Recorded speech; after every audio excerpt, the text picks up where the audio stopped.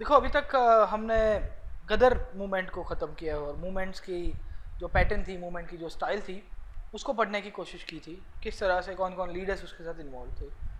वहाँ से ही मैंने आपको बताया कि जो ब्रिटेन की डिफ़िकल्टी थी उसको हमारी अपॉर्चुनिटी के अंदर कैसे कन्वर्ट किया जाए, उसको लेकर जो दूसरा स्ट्रैंड उभर के आ रहा था और वो स्ट्रैंड था होम रूल मूवमेंट का। Okay, so this was the starting point of home rule movement और किस तरह से डेवलपमेंट हुआ, किस तरह से थियरी चलता है। अब देखिएगा कि ये जो होम रूल या होम रूल मूवमेंट है, ये होम रूल एसेंशियली इंडिजिनस आप नहीं बोल सकते एक तरह से, क्योंकि ये एक ऐसी सिस्टम ऑफ गवर्नेंस थी जो ब्रिटिशर्स अपनी कॉलोनीज को, जो वाइट कॉलोनीज थी खास करके, उनको ऑटोनॉमी दिया करते थे कि आप अपना डे टू डे एडमिनिस्ट्रेशन कर सकते हो अपने हिसाब से, बट अल्टीमेटली आपकी सोवरेनिटी नहीं रहेगी, आप ब्रिटिश एम्पायर के ही पार्ट रहोगे। ओके, तो वैसे ही कुछ एक फॉर्म ऑफ गवर्नेंस हुआ करता था होम रूल, और वैसा इन्होंने आयरलैंड के लिए थोड़ा बहुत ऐसा कुछ एडमिनिस्ट्रेशन करके दिया था। ओके, और उसी का ही आयरलैंड का बेस बना के भारत के अंदर उसको रेप्लिकेट करने की कोशिश की गई। उसी के अंदर से जो एक आंदोलन जन्मता है उसे कहते हैं हम लोग home rule movement. Okay, so Ireland the making. और होम रूल मूवमेंट के एसेंशियली इंडिया के अंदर दो लीडर्स हुआ करते थे। एक तो थे आपके तिलक महाराज, और इसके साथ साथ एक और लेडी थी एनी बेसेंट, जो होम रूल के साथ जुड़ी हुई है। And the home rule movement, जहाँ पे आयरलैंड द मेकिंग, जिस तरह से मैंने आपको बताया कि कहाँ से ये पूरा का पूरा आइडिया आया था और कहाँ से ये पूरा की पूरी चीज़ें डेवलप की गई थी, वहाँ से ये पूरा आया गया। ओके, होम रूल मूवमेंट का हम लोग थोड़ा बहुत बैकग्राउंड जान लेते हैं कि किस तरह से मूवमेंट को कंसीव किया गया है, कौन से फैक्टर्स इसको इंक्लूड कर रहे थे। ओके, अब आप याद करिए, पुराने स्वदेशी आंदोलन की तरफ मैं आपको लेके जाना चाहूँगा। जुलाई 1908 के अंदर आपको पता होगा कि तिलक स्वराज स्वराज कर रहे थे, और स्वराज स्वराज के चक्कर में ही एक दिन न्यूज़पेपर के अंदर कुछ लिखा गया उनसे, और अंग्रेज़ों ने सेक्शन 124 जो आपका सेडिशन का जो है एक्ट, उसको लगा के उनको भेज दिया काला पानी। ओके, रंगून भेज दिया जाता है अल्टीमेटली। ओके, सो जुलाई 1908 के बाद तिलक महाराज चले जाते हैं यहाँ पे रंगून के अंदर। साथों साथ जुलाई 1914, जून 1914 के आसपास वो जब वहाँ से वापस आएंगे तो सिचुएशन बहुत अलग थी। ओके, तो जाते जाते तिलक कहते थे कि Swaraj Swaraj Swaraj Swaraj is my birthright and I shall achieve it by anyhow. Okay, बोला जन्मसिद्ध अधिकार है स्वराज। और वहाँ से जब वापस आते हैं तो सिचुएशन अलग थी पूरी। तो सिचुएशन वॉज लाइक ना, उनको आके मतलब सदमा लग गया होगा कि भाई साहब इतना सन्नाटा क्यों है। वो शोले पिक्चर की तरह था कि ये सन्नाटा क्यों है, क्योंकि पॉलिटिकल सिचुएशन पूरी तरह से बदल गई थी। The political situation when Tilak went to Rangoon and till the time he came out, this Swadeshi movement was at its peak in 1908. इतना पीक के ऊपर था, और 1914 में आया तो पता चलता है तो पूरा का पूरा पॉलिटिकल वैक्यूम क्रिएट हो गया था। Due to this political vacuum you see that कि कुछ एक्टिविटी नहीं हो रही थी ज़्यादा। हमने देखा ना कि सिवाय की 3-4 या 5-6 स्केटर्ड रिवॉल्यूशनरी एक्टिविटीज़ के सिवा कोई बड़ा मूवमेंट नहीं होता। क्यों? क्योंकि कांग्रेस टूट चुकी थी। The Congress was literally broken up, और 1907 के बाद मॉडरेट्स और एक्सट्रीमिस्ट के डिफरेंसेस इतने बढ़ गए थे कि ये लोग कुछ ज्यादा कर नहीं पाएंगे। Okay, so when he comes out of his jail, he realizes one thing कि यार भाई साहब कुछ भी हो जाए, if I want to continue with this to fight, if I want to continue my fight against the Britishers, then I need some kind of political platform and political development. और उसके लिए he realizes his mistakes कि यार ये जो मेरी विचारधारा थी चरमपंथी वाली, वो कुछ नहीं लेके जाएगी, and he tries to enter the Congress. 1914 में ही जब बाहर निकलते हैं तभी कांग्रेस के अंदर एंटर करने की कोशिश करेंगे, बट जो मॉडरेट फैक्शन था ना वो भूला नहीं था। मॉडरेट्स को फिरोज शाह मेहता जैसे लीडर्स से जो इनिशियली कांग्रेस की स्थापना के साथ जुड़े हुए थे, वो बोलते हैं कि भाई ये वही वाले जूते वाले हैं, इन्होंने जूता फेंका था, इनको कांग्रेस के अंदर वापस मत लीजिए। ओके, साइमल्टेनियसली एक और नई लीडरशिप उभर रही थी बैकग्राउंड के अंदर। बैकग्राउंड के अंदर जो लीडरशिप उभर के आ रही थी कांग्रेस और पॉलिटिकल एक्टिविटीज़ को जो रिलेट कर रही थी, वो लीडरशिप आपको यहाँ पे दे रही थी। जो लेडी थी उनका नाम था एनी बेसेंट।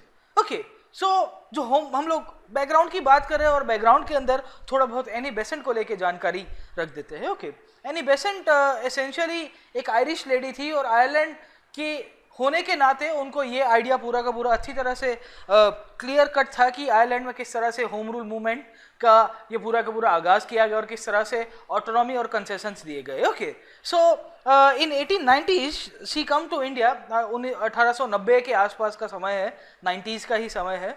तो वो यहाँ पे theosophical of India, society of India, theosophical सभा जिसे कहते हैं, उसकी सभ्य बन के भारत को अंदर आई थी।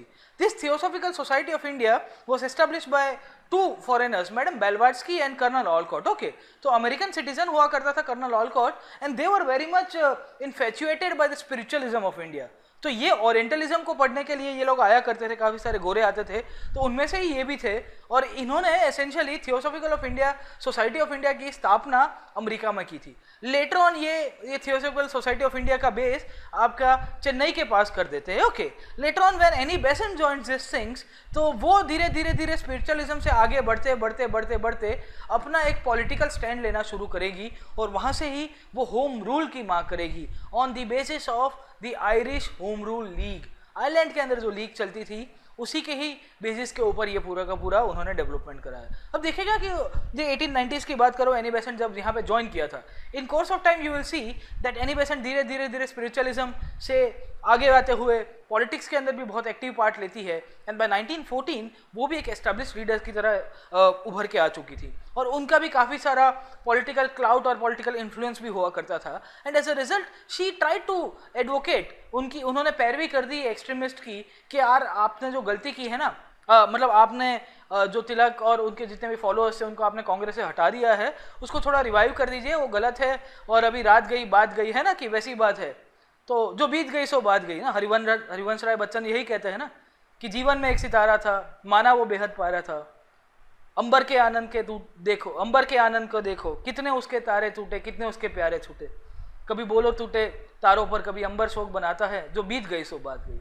तो ये जो बीत गई सो बात गई की बात की जाती है, ये बीत गई सो बात गई की इन्होंने भी यहाँ पे पढ़ाने की कोशिश की, और उसी के अंदर से ही ये पूरा का पूरा डेवलपमेंट होम रूल के लिए आगे चलता है। दिसंबर 1914 के अंदर सेशन होता है मद्रास के अंदर, और एनी बेसेंट वहाँ पे बहुत पैरवी करती है एक्सट्रीमिस्ट कैंप की तरफ से कि आप तिलक को कांग्रेस के अंदर एंट्री दीजिए। ओके, पर मॉडरेट्स, मैंने आपको बताया फिरोज शाह मेहता वो पुराने जख्म को भूले नहीं थे, बोले कुछ भी हो जाए हम आपको एंट्री नहीं दे पाएंगे, नॉट पॉसिबल मैडम, अभी नहीं हो सकता। ओके, तो तिलक बोलता है कि कोई बात नहीं, जब तक जोड़ेंगे नहीं तब तक छोड़ेंगे नहीं। वही विचारधारा के साथ तिलक बोलता है कि I will start my constructive work one again, मैं लोगों के बीच में जाऊँगा, वहाँ जो जो पॉलिटिकल इश्यूज़ है, पॉलिटिकल प्रॉब्लम्स है, उनको सॉल्व कराने की कोशिश करूँगा, और जब तक कांग्रेस के अंदर एंट्री ना रहे तब तक मैं अपना पॉजिटिव और कंस्ट्रक्टिव वर्क कंटिन्यू करूँगा। Okay, so she is Annie Besant, as you can see, जब वो आई थी भारत के अंदर तो she was very young, but अभी ये पिक्चर देख रहे हो, the central lady in the picture is Annie Besant. Okay, तो काफ़ी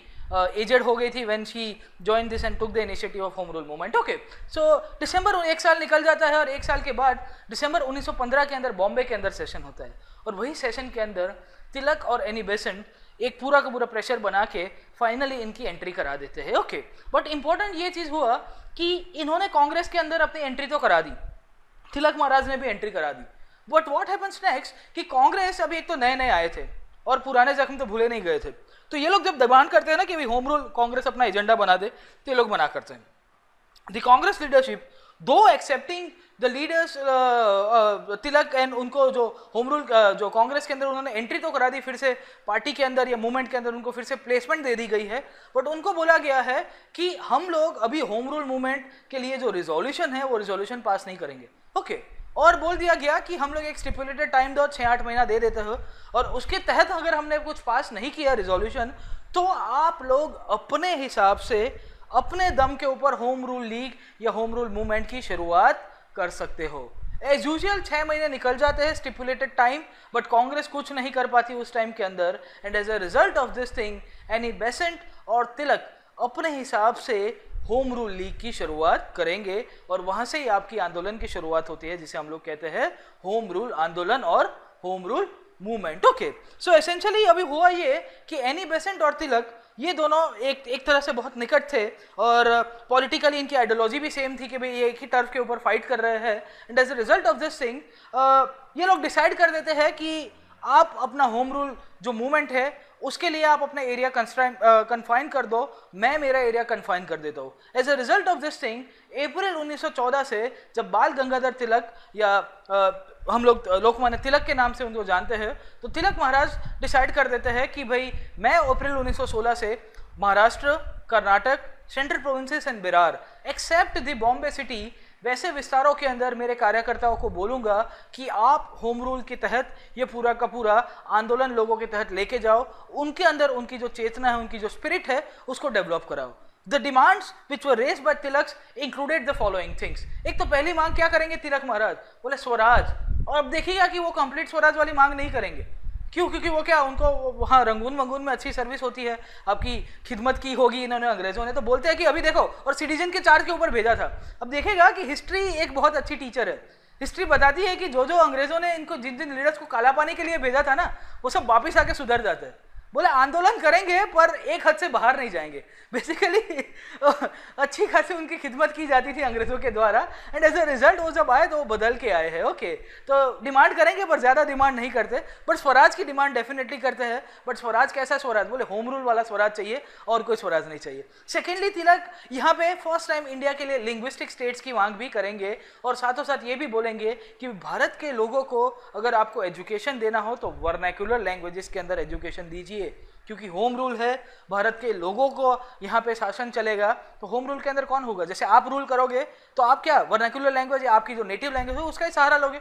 अब आप पिछले क्लासेस याद करिएगा, दी मकॉलेज मिनट ऑफ 1833, और लेटर ऑन आपके यहाँ पे इंग्लिश एजुकेशन की शुरुआत हो जाती है, या चार्ल्स वुड डिस्पैच जहाँ पे इंग्लिश को लिटरली ऑलमोस्ट कंपलसरी बना दिया गया था, उसको थोड़ा चेंज करने की बात करेंगे। Okay, Tilak also used to publish his 2 newspapers, one was Mahratta and the second one was Kesari. और ये केसरी के अंदर जो उन्होंने आर्टिकल लिखा था, वही आर्टिकल की बदौलत उनको रंगून जाना पड़ा था। ओके, और वो तो है ही है। ओके, तो अंग्रेजों ने परेशान कर दिया। The second person who is associated with the home rule was Annie Besant. अभी एनी बेसेंट के साथ ऐसा है कि she was the one who tried to launch the campaign of the demand of self government on the whites of white colonies. Okay, तो home rule home rule home rule की मांग करती रही, और वो अपने एक न्यूज़पेपर्स हुआ करते थे, उनके भी 2 न्यूज़पेपर हुआ करते थे। एक तो था new India and second was Commonwealth. ये कॉमनवेल्थ और न्यू इंडिया के तहत उन्होंने पब्लिक मीटिंग्स और कॉन्फ्रेंसेस करना शुरू कर दी, और सबको होम रूल का जो आइडिया है, जो विचारधारा है, वो किस तरह से शुरू करते हैं उसको आगे कंटिन्यू कर देते हैं। एज यूजुअल कांग्रेस 6 महीने के अंदर अपना रिजोल्यूशन होम रूल का पास नहीं करती। इसी के कारण तिलक और एनी बेसेंट अपने हिसाब से अपना इंडिपेंडेंट होम रूल शुरू करेंगे with in the Congress party, but अपना एक पूरा का पूरा उनका फ्रेमवर्क अलग होगा। ओके, सितंबर 1916 के अंदर एनी बेसेंट के एसोसिएट होते हैं जॉर्ज अरुंडेल। ओके, वो वहाँ पे मद्रास के अंदर से एसेंशियली शुरू करते हैं होम रूल की, एंड लेटर ऑन इनके भी एरियाज डिफाइन कर दिए जाते हैं। एक तो बॉम्बे, क्योंकि बॉम्बे तिलक महाराज ने नहीं लिया था कि भाई बॉम्बे के अंदर होम रूल का जो भी प्रोपोगंडा होगा, जो भी पॉलिटिकल एक्शन होगा, वो किसके द्वारा किया जाएगा? वो एनी बेसेंट के द्वारा किया जाएगा। And other areas which are not included in Tilak. Okay, तो रेस्ट ऑफ इंडिया जहाँ जहाँ तिलक महाराज का होम रूल का स्कोप नहीं है, होम रूल लीग का स्कोप नहीं है, वहाँ पे एनी बेसेंट अपने हिसाब से ये पूरा का पूरा आंदोलन कंटिन्यू कराएगी। ओके, तो शी इज एनी बेसेंट, उनके फॉलोअर्स है George Arundale and BP Wadia. अब देखेगा कि मैं आपको थोड़ा इंडियन आर्ट एंड कल्चर का ओवरव्यू दे रहा हूँ कि ये जॉर्ज अरुंडेल है, इनकी वाइफ हुआ करती थी Rukmini Devi Arundale, and Rukmini Devi Arundale उनके लिए बोला जाता है कि उन्होंने भरतनाट्यम को इंडिया के अंदर रिवाइव किया है 1930s के अंदर, 1936 टू बी प्रिसाइज। उन्होंने भरतनाट्यम को लेके ये पूरा का पूरा डेवलपमेंट कराया। तो एसेंशियली माना कि हस्बैंड वाइफ की पैर ही ऐसी थी कि एक नेशनलिस्ट वहाँ जा रहा था, एक इंडियन आर्ट एंड कल्चर के अंदर बहुत सारे, जैसे मैंने बताया कि डायनामिक पर्सनैलिटीज हुआ करती थी। रविंद्रनाथ टैगोर के बारे में बताया कि ऑथर भी थे, पेंटर भी थे, पोएट भी थे। उनको दो तीन बहुत ही अच्छे उनके उपन्यास है, एक तो गोरा है, गीतांजलि है, नोबल भी मिला हुआ है लिटरेचर के अंदर उनको। सेकेंडली जब होम रूल मूवमेंट इन्होंने पूरा का पूरा चलाया, तो what was the method adopted by this leaders? Okay, method essentially इनका यही था कि इनका एम जो था वो कॉमन मैन को समझाना है। क्योंकि देखो स्वदेशी तो सबको समझ में आता था कि भाई स्वदेशी क्या है, कि भाई अपने को क्या करना है कि वो लक्स वाला साबुन निकाल के सुपर निर्मा यूज करना है, सिंपल चीजें थी स्वदेशी के अंदर। बट यहाँ पे तो ऐसा था कि होम रूल किसे कहते हैं वही सबको नहीं पता, एंड एसेंशियली ये जो एम जो था वो एम को कैसे अचीव किया जाएगा उसको लेके इनकी पूरी की पूरी इशू चल रहे थे। Okay, and as a result इन्होंने पॉलिटिकल एजुकेशन लाना शुरू किया, पब्लिक मीटिंग्स की, कॉन्फ्रेंसेस की, अपने न्यूज़पेपर्स का सहारा लिया गया है, लाइब्रेरीज को एस्टेब्लिश किया गया, रीडिंग रूम्स को एस्टेब्लिश किया गया, जितने भी रिलीजियस सॉन्ग्स, आपके प्लेज, ड्रामाज, थिएटर्स, वो सब का सहारा लेके ये होम रूल का पूरा एजेंडा कॉमन मैन तक पहुंचाने की कोशिश की जाती है। सेकेंडली, होम रूल के अंदर एक और प्रश्न उभर के आता है कभी कभी, वो है कि ये खाली एनी बेसेंट और तिलक तक ही सीमित था या और कोई भी लोग भी इसके अंदर पार्ट लिया था। तो the other leaders who joined the home rule league either of Tilak और Annie Besant included Motilal Nehru, Jawaharlal Nehru, Bhulabhai Desai, Tej Bahadur Sapru, as well as Chittaranjan Das, CR Das जो स्वराज पार्टी के अंदर हम लोग अभी इसके बाद वाले क्लासेस के अंदर पढ़ेंगे, Madan Mohan Malaviya and also the Mohammad Ali Jinnah.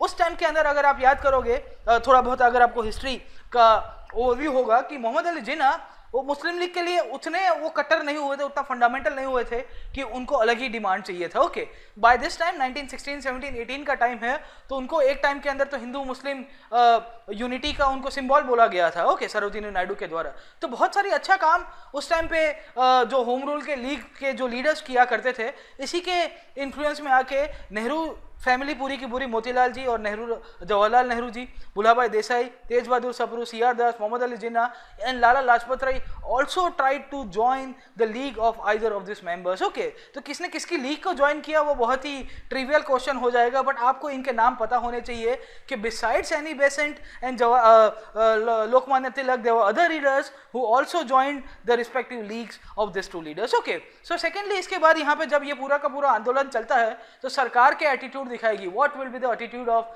Captain Russell and his company. Okay, as usual सरकार सीवियर रिप्रेशन करती है, जहां जहां आंदोलन हो रहा था वहां सबको चार्ज तो पता ही होगा, लाठी चार्ज, उसमें भी विंटर सीजन में लगता है तो 2-3 सीजन में आपको अच्छा खासा उसकी याद भी दिलाएगा, ऐसी जगह पे लग गया तो ओके, कहीं बैठोगे तो भी याद आएगा आपको। Okay, secondly, the students were prohibited from attending political meetings. यहाँ पे जो सबसे मेन बेस हुआ करता था, अब देखिएगा कि from 1905 onwards the students will be seen in each and every movement.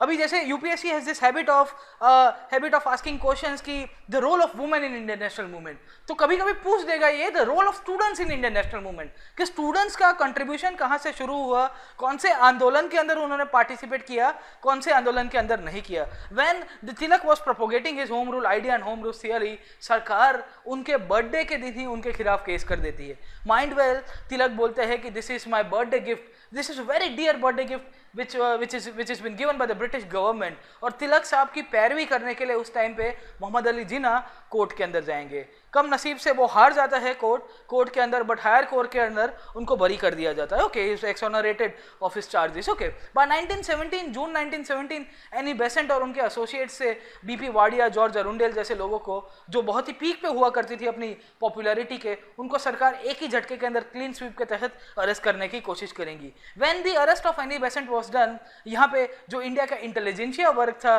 जो इंटेलेक्चुअल क्लास था, who was kind of loyal to the British Empire as well, जिनको सर की खिताबी दी जाती थी, वैसे ही एक जेंटलमैन थे सर S सुब्रमण्य अय्यर, उन्होंने बोल दिया कि भाई आज से मेरे नाम के आगे सर का टाइटल नहीं चाहिए, मैं मेरा नाइटहुड का टाइटल वापिस दे रहा हूँ। And when Annie Besant was arrested by the people, there was a huge public movement। लोग घर घर से बाहर रास्ते के ऊपर आ रहे हैं कि आपने एनी बेसेंट जैसी इतनी पॉपुलर लीडर को अरेस्ट कर दिया है, आपको कुछ नहीं मिलेगा। अब देखिएगा, एक चीज़ बहुत इंपॉर्टेंट है जो मैं आपको बैकग्राउंड के अंदर बताना चाह रहा हूँ।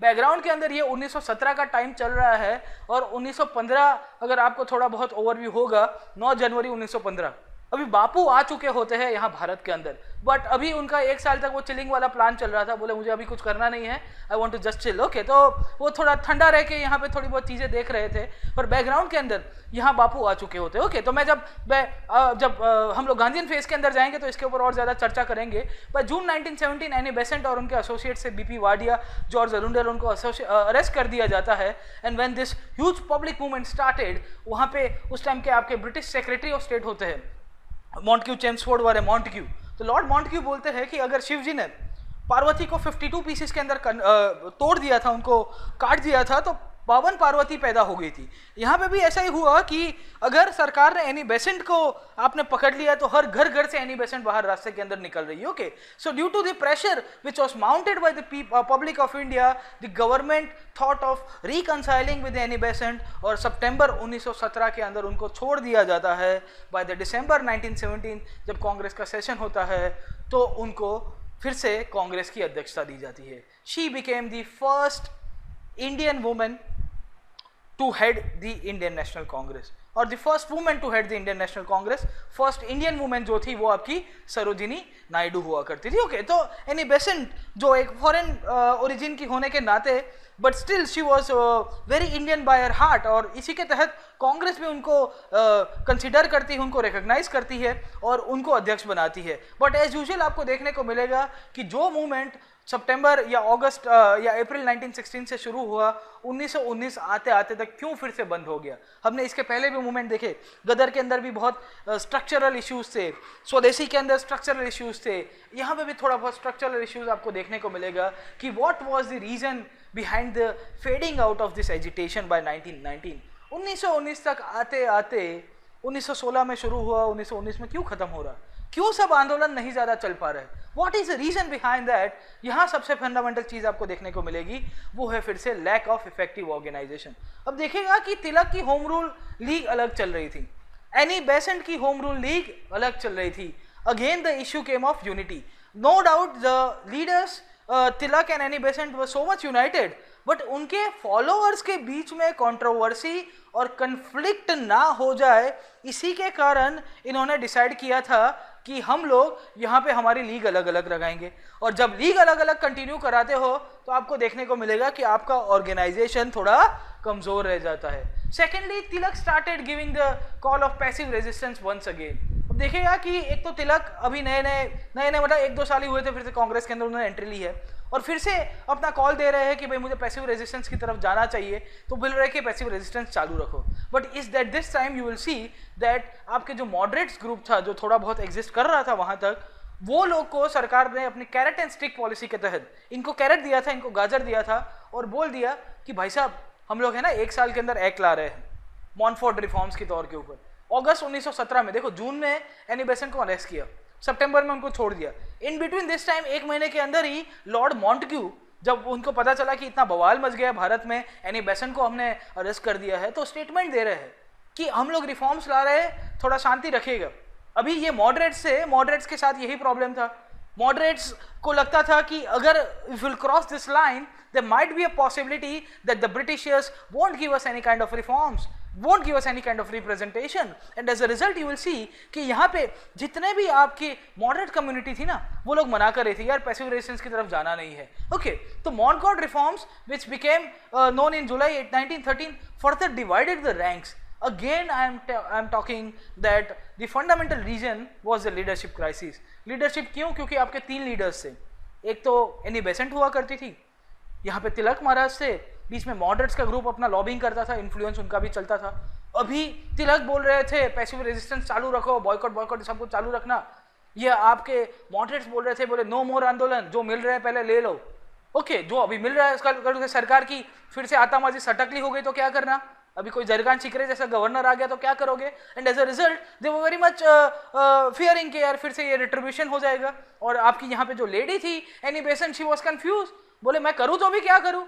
द एजिटेशन फेड हुआ, उसके पीछे यहाँ पे ये पूरा का पूरा इश्यू वही चल रहा था कि एनी बेसेंट वाज कंफ्यूज, तिलक बोल रहा है कंटिन्यू करो, आपके मॉडरेट्स बोल रहे हैं आंदोलन करोगे तो हो सकता है कि अंग्रेज आपको जो दे रहे हैं ना वो भी छीन लेंगे। And by 1919 you will see, September 1918 you will see that Tilak जो यहाँ पे एक लीडरशिप थोड़ी बहुत भी स्टेबल प्रोवाइड करने की कोशिश कर रहे थे अपने लीग को, वो जाते हैं लंदन, बोले मुझे कोई केस है तो इंग्लैंड जाना पड़ा उनको। अभी तिलक चले गए, मॉडरेट्स बोल रहे हैं कि भाई आपको आंदोलन नहीं करना है ज्यादा। Any Besant was confuse, she did not new, कभी इधर जाती कभी उधर जाती, कभी उधर जाती कभी इधर जाती। Essentially the movement was left leaderless. Again and again through out the course of Indian national movement you will सी कि जब तक आपके आंदोलन का कोई नेता नहीं होगा जो क्रिटिकली सोच के, उसकी समीक्षा करके उसके ऊपर कोई नतीजा लेने वाला कोई ऐसा डिसीजन ले, तब तक आपको ये चीज़ देखने को मिलेगी कि मूवमेंट शुरू तो बहुत अच्छी तरह से होगा but in course of time it will fade out. अब हम लोग देख लेते हैं कि गवर्नमेंट ऑफ इंडिया एक्ट जो मॉनफोर्ड रिफॉर्म्स भी कहलाता है, उसके मेन प्रोविजंस कैसे थे।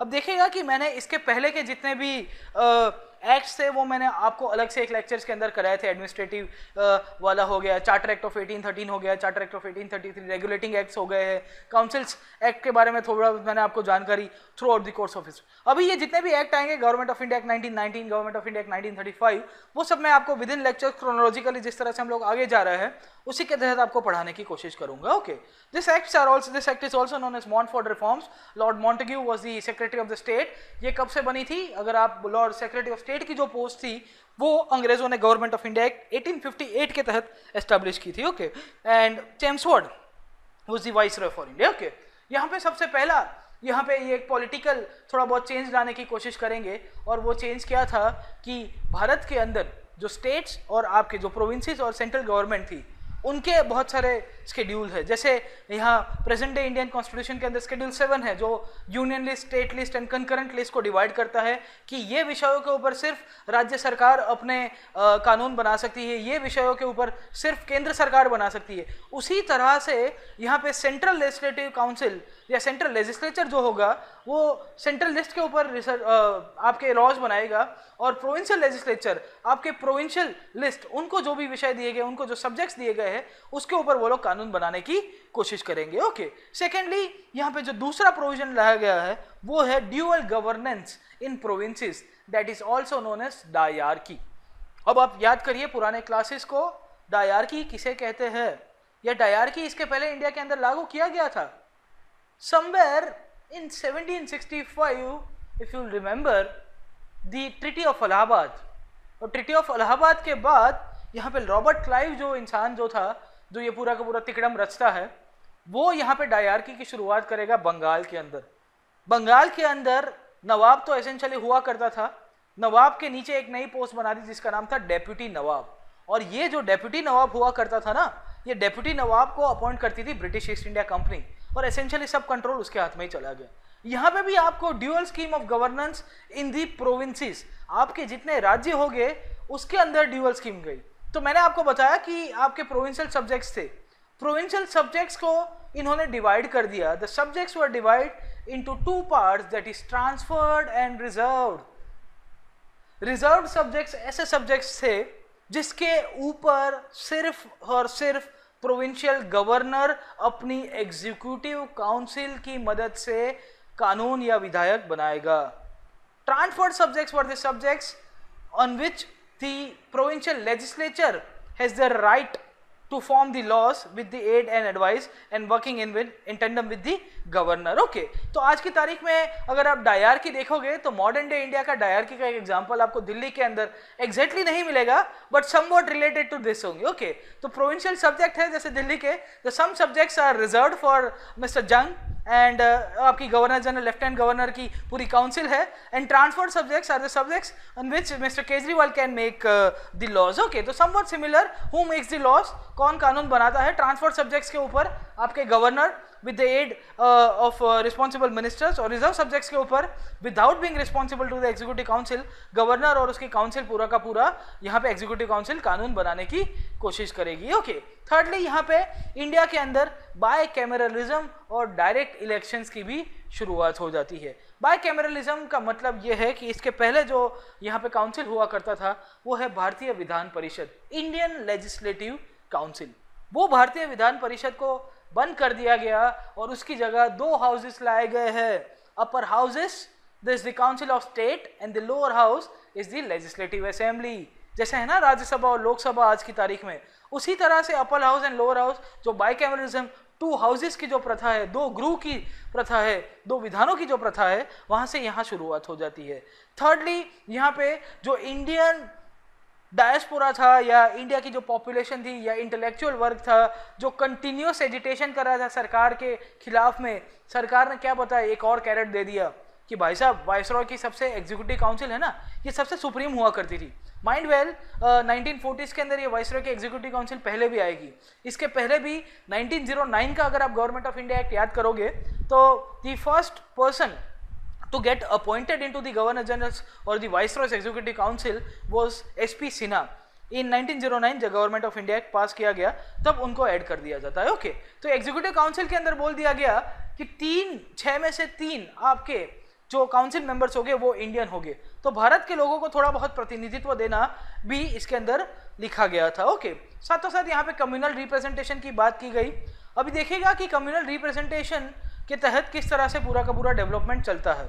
इन्होंने बताया कि Sikh, Indian Christians, Anglo Indians and Europeans को खास करके कम्युनल रिप्रेजेंटेशन देंगे। और इसका पीछे का जो मतलब है वो मतलब ये बोलता है कि सेपरेट इलेक्टोरेट्स का जो सिद्धांत जो 1909 की आपकी पार्लियामेंट और रिफॉर्म्स के थ्रू या इंडियन काउंसिल एक्ट 1909 भी कहते हैं, उसके थ्रू लाया था, वो क्या है? सेपरेट इलेक्टोरेट्स जो मेथड है वो क्या है? प्रोपोर्शनल रिप्रेजेंटेशन के लिए बोला जाता है कि आपके जितने भी समुदाय के लोग होंगे वो अपने ही समुदाय के कोई इंसान को वोट करेंगे। ये पूरा का पूरा वोटिंग पैटर्न है कम्युनल बेसिस के ऊपर या कम्युनिटी बेसिस के ऊपर, वो 1909 के अंदर लाया गया, which was only restricted to Muslims. First of all Bharat के अंदर जो मुस्लिम समुदाय है उनके लिए ये एक्ट लाया गया था पार्लियामेंट और रिफॉर्म्स के द्वारा। से फॉर एग्जांपल सेपरेट इलेक्टोरेट कैसे काम करता है? अब हाइपोथेटिकली स्पीकिंग, ये है नवाब Samiullah, he is the founder of the Muslim League, one of the co-founders of the Muslim League, and he is the candidate from Dhaka. Dhaka करके जो जगह थी, ढाका हम लोग कहते हैं आज की तारीख में, ढाका के अंदर ये कैंडिडेट है। बट यहाँ पे सेपरेट इलेक्टोरेट्स आ गया, कम्युनल रिप्रेजेंटेशन आ गया, प्रतिनिधित्व है बट बहुत ही सांप्रदायिक प्रतिनिधित्व के तहत खाली मुस्लिम सिर्फ मुस्लिम को वोट कर पाएगा।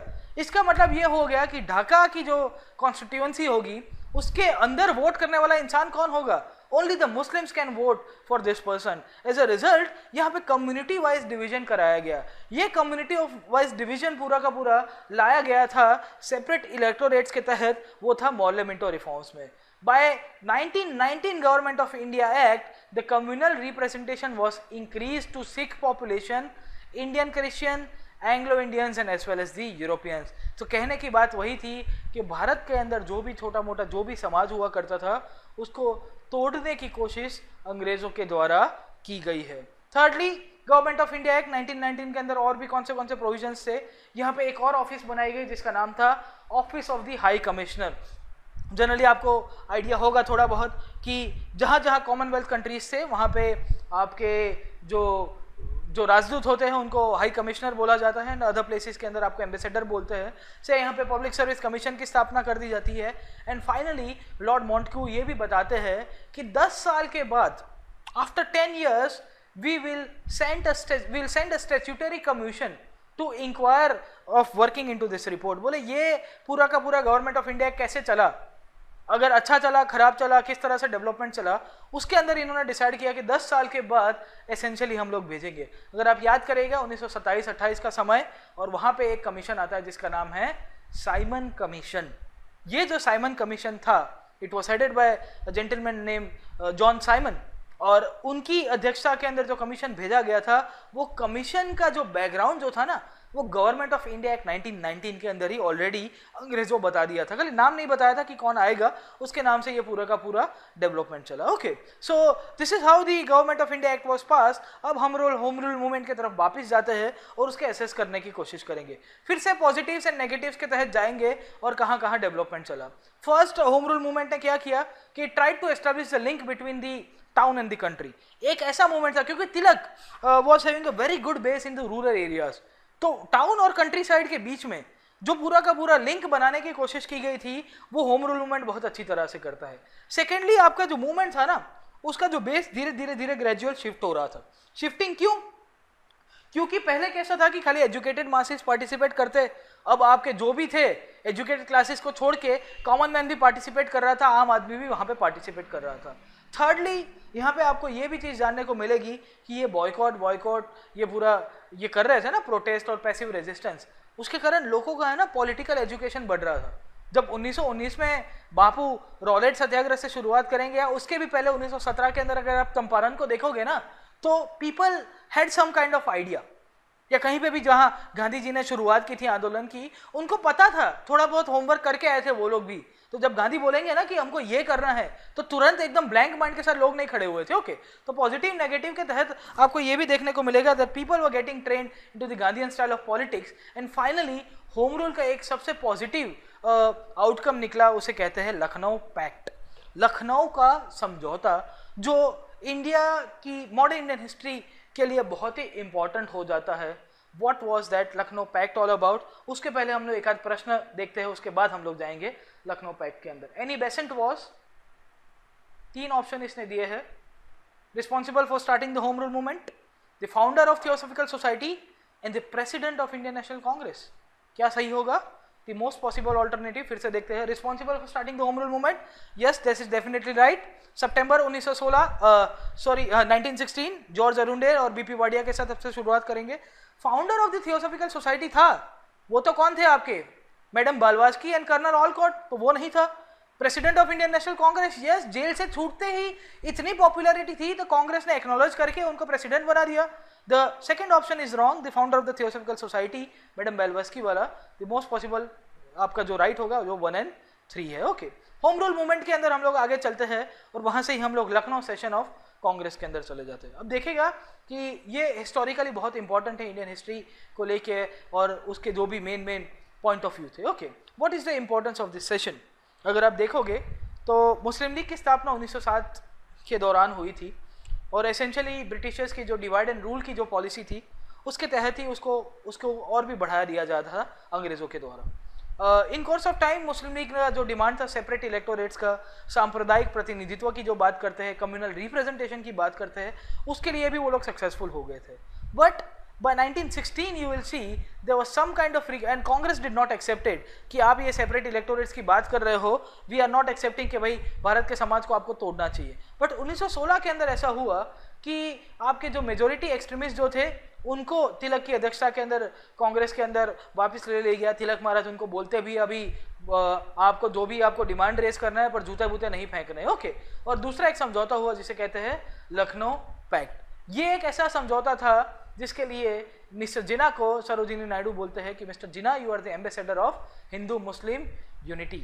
ये क्या था लखनऊ पैक्ट, और ये इंडियन हिस्ट्री के लिए बहुत ही मैटर कर रहा है।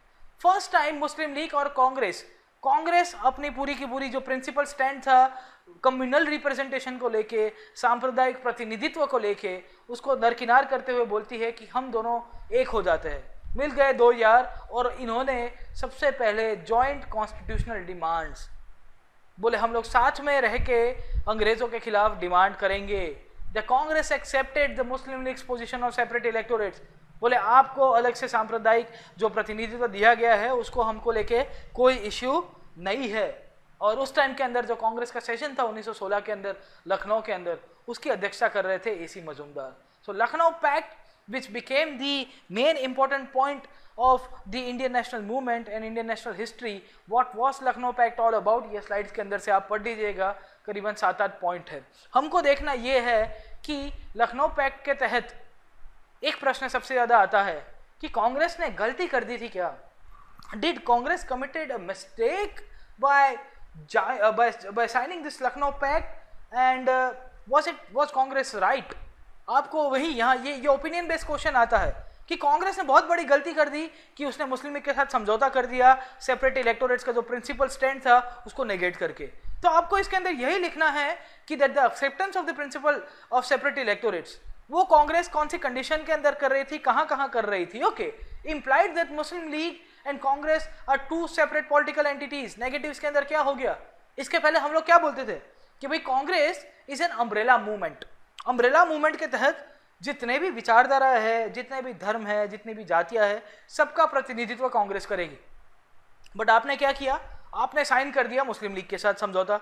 इसका मतलब ये हो गया कि मुस्लिम लीग और कांग्रेस दोनों इंडिविजुअल पॉलिटिकल एंटिटीज हो गई। एंड मुस्लिम लीग क्या बोलेगी कि भाई भारत के मुसलमानों के लिए उनका जो प्रतिनिधित्व करने का ठेका है ना, हमने लेके रखा है। Hence, it implied that they both are political entities and Muslims are different from the other population of India. Ultimately, it resulted into the two nation theory जो वहाँ से ज़्यादा concretize हो रही है। अगर मतलब है ना कि इतिहास को अगर कोई पढ़ने अगर आपको उसको निगेट करने हो तो ये चीज़ को आप बोल सकते हो। बट यहाँ पे हम लोग को इसके पॉजिटिव्स भी देखने पड़ेंगे कि कांग्रेस ने कौन सी सिचुएशन के अंदर यहाँ पे ये पूरा का पूरा मूवमेंट साइन किया है। हिंदू मुस्लिम यूनिटी को लेके यहाँ पे ये पूरा का पूरा आंदोलन चलता है कि नहीं चलता वो भी देखना पड़ेगा। नेगेटिव फॉलोआउट्स के अंदर यही हुआ कि कांग्रेस समझौता तो कर देती है बट समझौता करने के बाद ये पॉलिटिकल लीडरशिप को, ये पॉलिटिकल एग्रीमेंट को कल्चरल फ्रेंडशिप के अंदर कन्वर्ट करना था। जो हिंदूज एंड मुस्लिम्स के बीच में थोड़ा बहुत यूनिटी का जो इश्यू आ रहा था या पार्टिसिपेशन नहीं बढ़ रहा था, उसको कन्वर्ट करने की कोशिश अगर कन्वर्ट करती तो अच्छा रहता। पॉजिटिव वे के अंदर जब लखनऊ पैक्ट की बात करते हैं वो यही था कि अभी तक जो माइनॉरिटीज के मन में डर था ना कि भाई ये मेजोरिटी कम्युनिटी हमारे ऊपर रूल करेगी, वो नहीं हुआ। एंड लोगों के अंदर जो जुस्सा था, जो जील था, वो भी लखनऊ पैक्ट के बाद बढ़ गया कि भाई हम लोग एक है और हम लोग आगे बढ़ सकते हैं अच्छी तरह से। ओके।